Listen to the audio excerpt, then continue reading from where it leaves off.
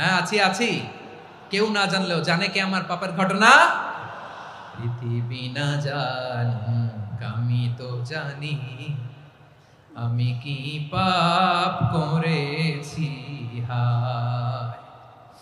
ও আমার কলিজার টুকরা ভাইরা, মাথাটাকে নিচু করে জীবনের সব গুনার ফিরিস্তিগুলো একটা একটা করে স্বীকার করে আল্লাহরে বলেন, আল্লাহ আমি পাপী।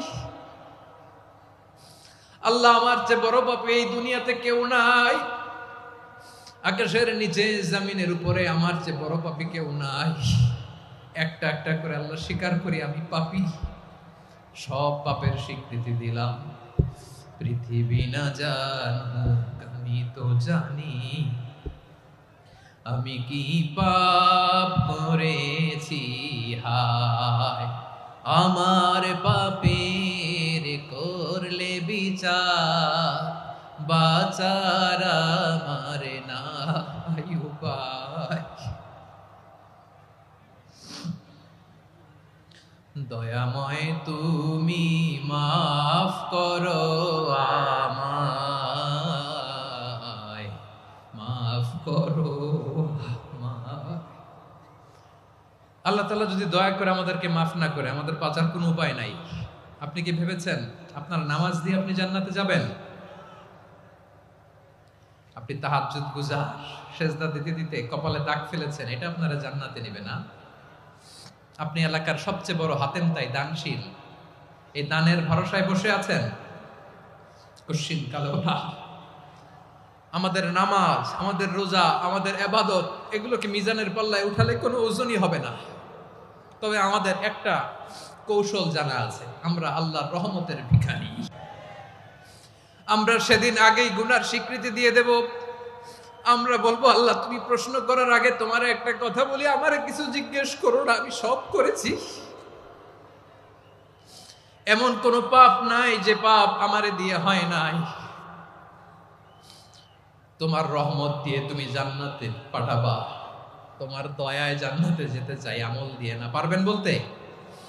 কিয়ামতের দিন আমরা বলবো, আল্লাহ আমার আমল দিয়ে জান্নাত চাই না, আমি তোমার দয়া দিয়ে জান্নাত চাই। তোমার দয়া ছাড়া আমার কোনো উপায় নাই।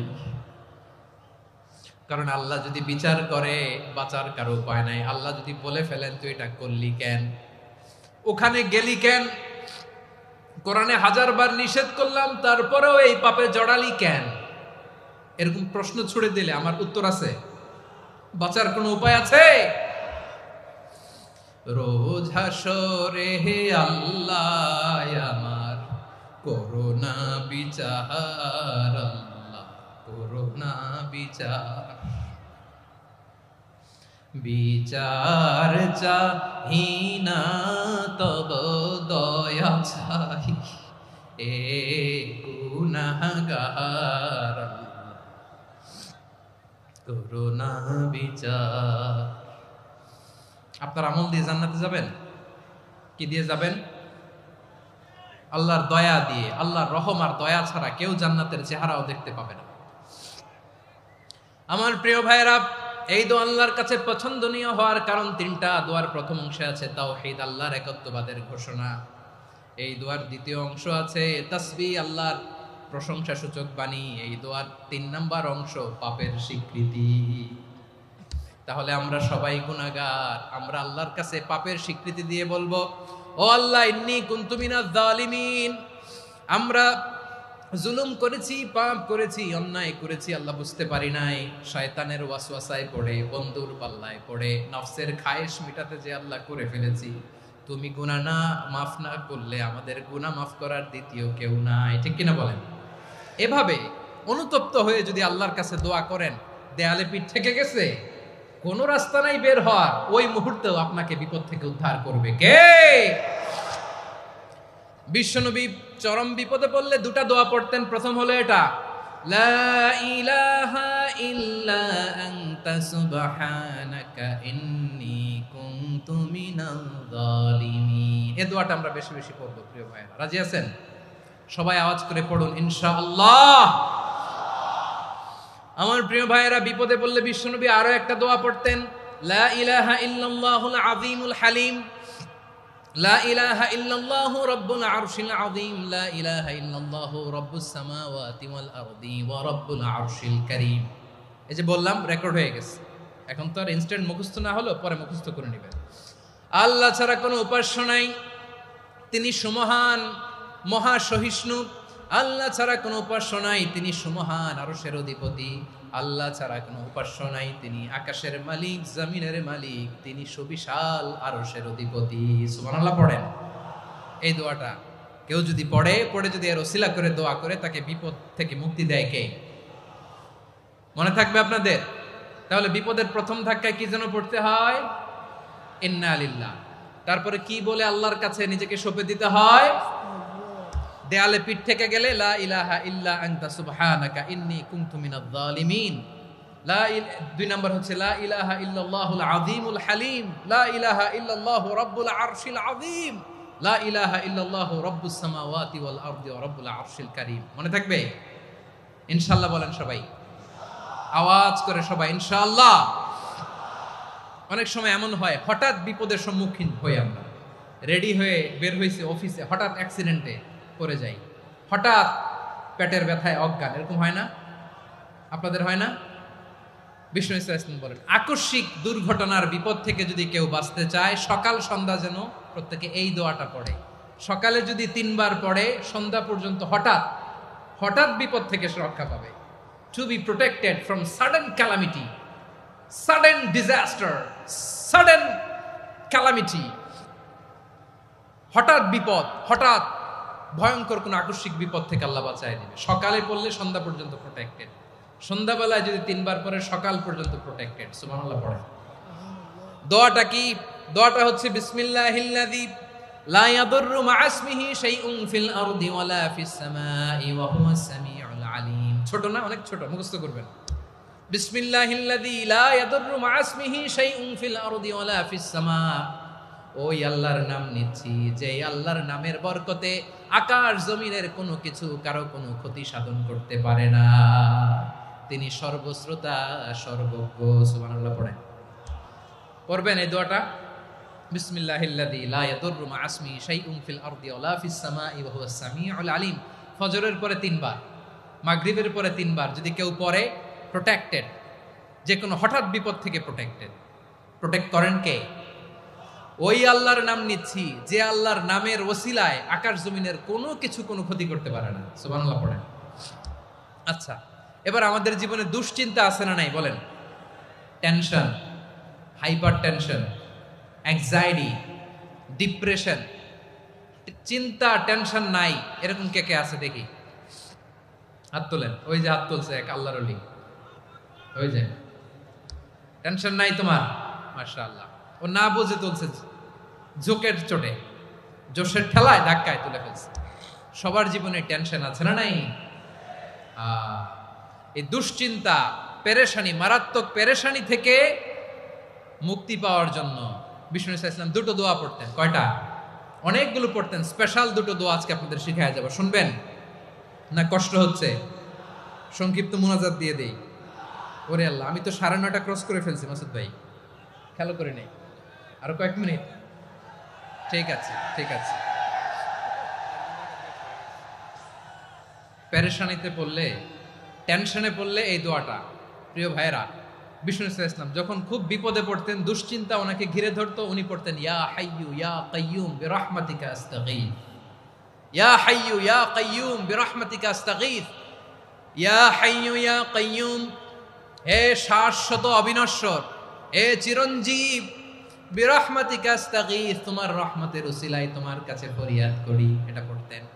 আবার আরেক বর্ণনায় এসেছে ইয়া হাইয়ু ইয়া কাইয়ুম বিরহমাতিকা আস্তাগীথ আসলিহ লি শা'নি কুল্লাহু ওয়ালা তাকিলনি ইলা নাফসি তরফাতা আইন। আসলিহ লি শা'নি কুল্লাহ, আল্লাহ আমার সবকিছু আপনি সেটেল করে দেন। আমাদের সব ঝামেলা সেটেল করে দিতে পারে কে?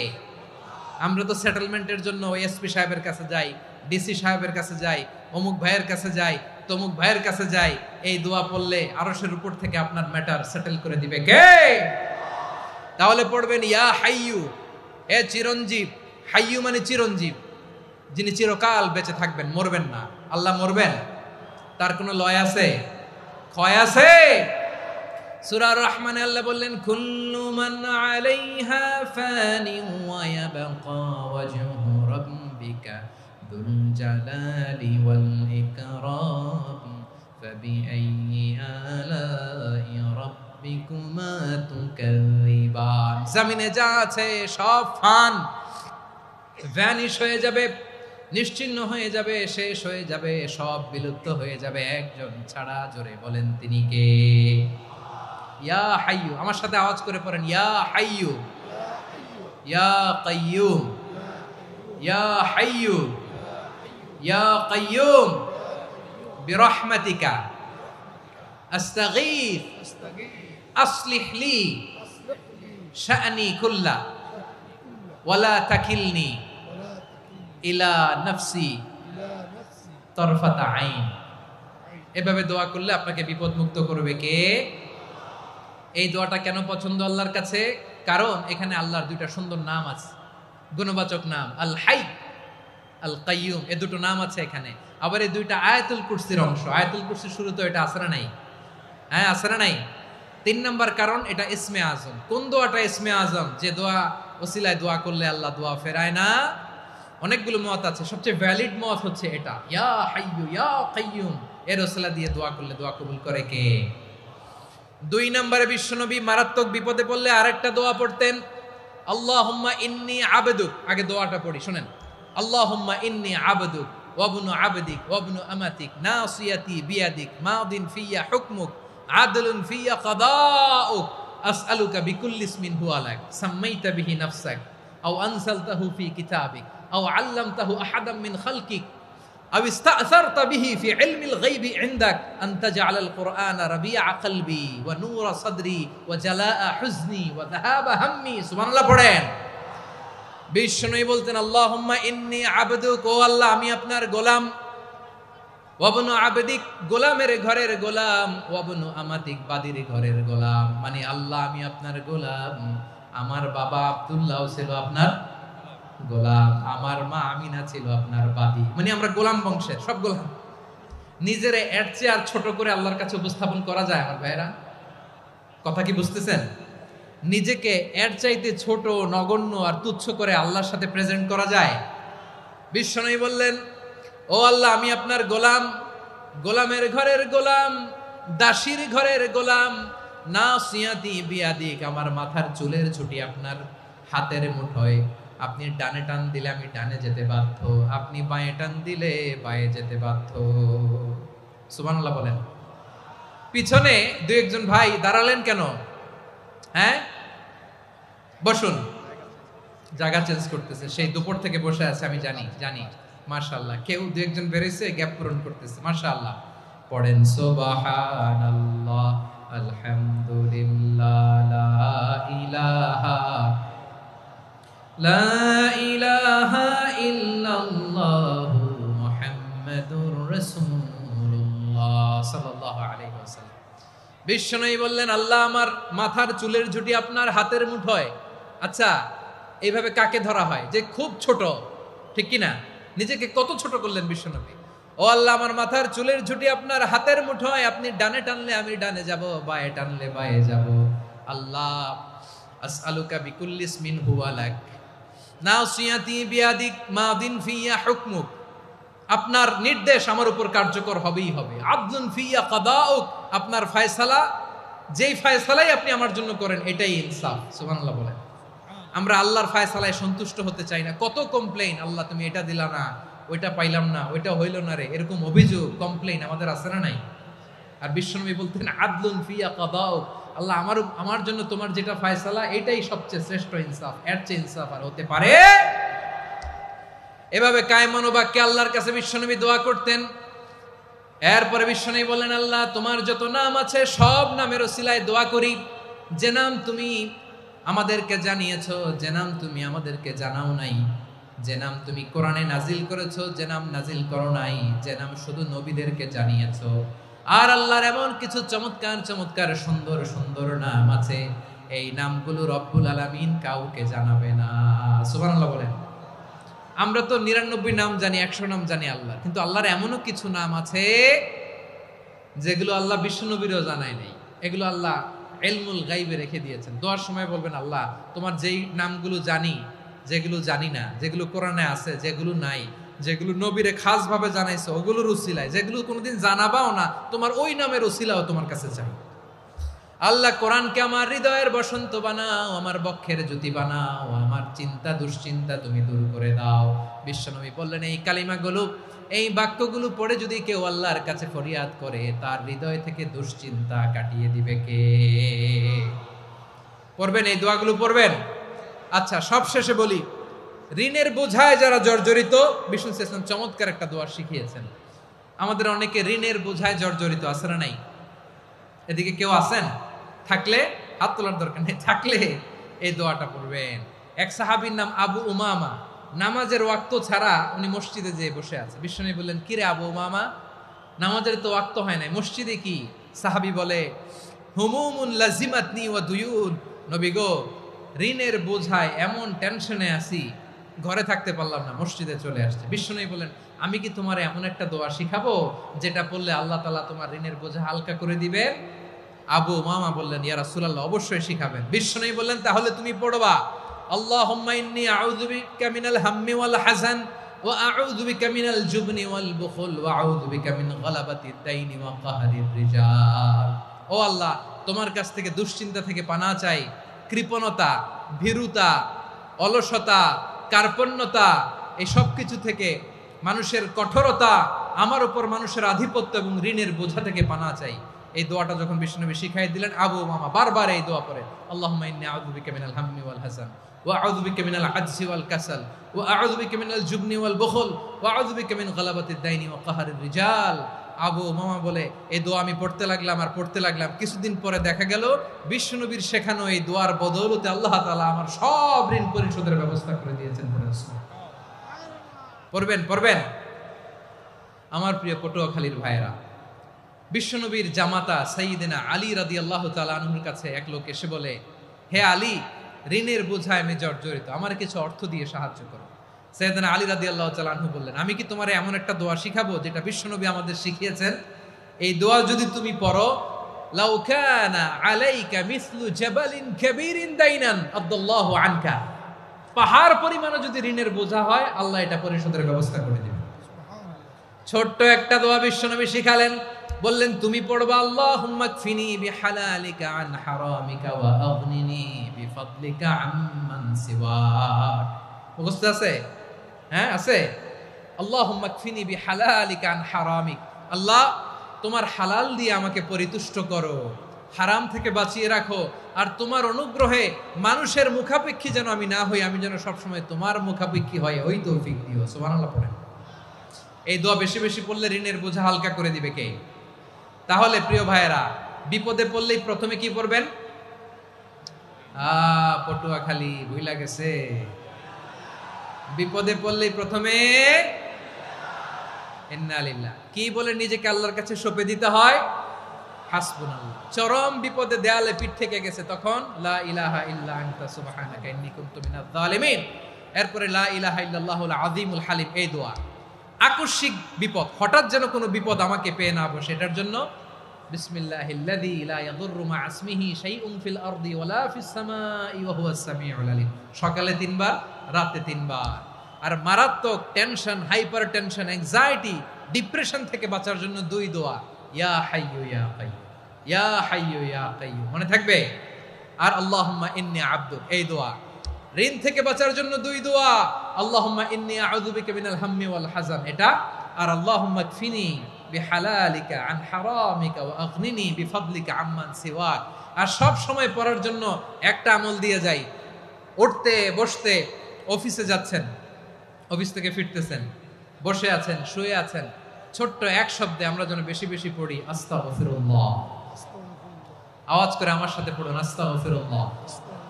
আবার পড়ুন, আস্তাগফিরুল্লাহ। আল্লাহ রাসূল সাল্লাল্লাহু আলাইহি ওয়াসাল্লাম বলেন, মান লাজিমাল ইস্তিগফার, যে সব সময় এরকম ইস্তিগফারের সাথে লেগে থাকে, জাআলাল্লাহু লাহু মিন কুল্লি যিকিন মাখরাজা, আল্লাহ তাআলা তাকে কোনো বিপদে আটকান না, সে জীবনে আটকাবে না, যে কোনো বিপদে আল্লাহ তার রাস্তা বের করে দিবেন। Way out, you will get a way out and solution. সুবহানাল্লাহ। ওয়া মিন কুল্লি হাম্মিন ফারাজা, দুশ্চিন্তা মুক্ত হবে, ওয়ারযুকহু মিন হাইসু লা ইয়াহতাসিব, এমন জায়গা থেকে আল্লাহ রিজিকের বন্দোবস্ত করবে যেটা সে কল্পনাও করে নাই। আওয়াজ করে পড়েন সুবহানাল্লাহ। তাহলে মনে থাকবে আস্তাগফিরুল্লাহর কথা। সব শেষ কথা বলবো, সব শেষ আমার প্রিয় ভাইয়েরা। এটা গেল নিজের বিপদ। কিসের বিপদ? নিজে যদি বিপদে পড়েন। অন্যের বিপদ যদি দেখেন, এটার জন্য একটা দোয়া আছে। অনেক সময় আমরা দেখি হাসপাতালে ক্যান্সারের 3rd স্টেজে চলে গেছে, লোকটা হ্যাংলা হয়ে চিকন হয়ে হায়রে কি কষ্ট পায়, দেখি না? বিষ্ণু বলে একটা দোয়া যদি কেউ অন্যের কোনো বিপদ দেখে পড়ে, ওই বিপদ তার জীবনে কখনো আসবে না। শুনবেন? শোনার আগ্রহ আছে? অনেক সময় হয় যে আমরা মহাসড়ক দিয়ে যখন চড়ি, দুর্ঘটনায়, আইরে আল্লাহ, দুর্ঘটনায় মানুষের মাথা একদিকে, দেহ আরেকদিকে, ব্লিডিং, এরকম হয় না? আল্লাহ তুমি হেফাজত করো। বিশ্বনবী বলেন এই দুর্ঘটনা দেখে কেউ যদি এই দোয়াটা পড়ে, তার জীবনে সে কোনোদিন এরকম অ্যাক্সিডেন্টের সম্মুখীন হবে না। শুনবেন? বিশ্বনবী বলেন অন্যের বিপদ দেখে কেউ যদি পড়ে, আলহামদুলিল্লাহিল্লাযী আফানি মিম্মা বতালাকা বিহি ওয়া ফাদ্দালানি আলা কাসীরিন মিম্মান খালাকা তাফদীলা, মানে প্রশংসা সে আল্লাহর, যে আল্লাহ তাআলা তোমাকে যেই জিনিস দিয়ে পরীক্ষা করেছে, আমাকে ওইটা থেকে বাঁচিয়ে দিয়েছে। তোমাকে আল্লাহ যেই বিপদে ফেলেছে, আমাকে ওই বিপদ থেকে তিনি মুক্ত রেখেছে, আর তার অনেক সৃষ্টির উপর আমাকে তিনি প্রাধান্য দিয়েছে। সুবহানাল্লাহ পড়েন। যে কোনো বিপদ, কারো ক্যান্সার দেখে যদি এই দোয়াটা আপনি বিশ্বাসের সাথে পড়েন, জীবনে কোনোদিন ক্যান্সার রোগে আক্রান্ত হবেন না। দুর্ঘটনা দেখে যদি পড়েন, ওই দুর্ঘটনা আপনাকে স্পর্শ করবে না। যে কোনো কারো বিপদ দেখে যদি কোনো বিশ্বাসী বান্দা এই দোয়া পড়ে, বিশ্বনবী বলেন লাম ইউসিবহু যালিকাল বালা, ওই বিপদ তাকে আর ধরবে না।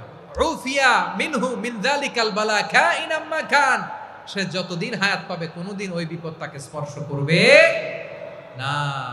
এই দোয়াটা পড়তে রাজি আছেন আমার প্রিয় ভাইরা? তাহলে পুরো আলোচনার সেন্ট্রাল থিম হচ্ছে আমাদের জীবনে বিপদ আসবে, কষ্ট আসবে, দুঃখ আসবে, কিন্তু বিপদে আপদে আমরা হাল ছেড়ে দিব না, হতাশ হব না। মুমিন হতাশ হয় না, নিরাশ হয় না, হাল ছেড়ে দেয় না। মুমিন ভরসা রাখে একজনের উপর। আওয়াজ করে বলুন যিনি কে? বিপদে পড়লে আমাদেরকে উদ্ধার করে কে?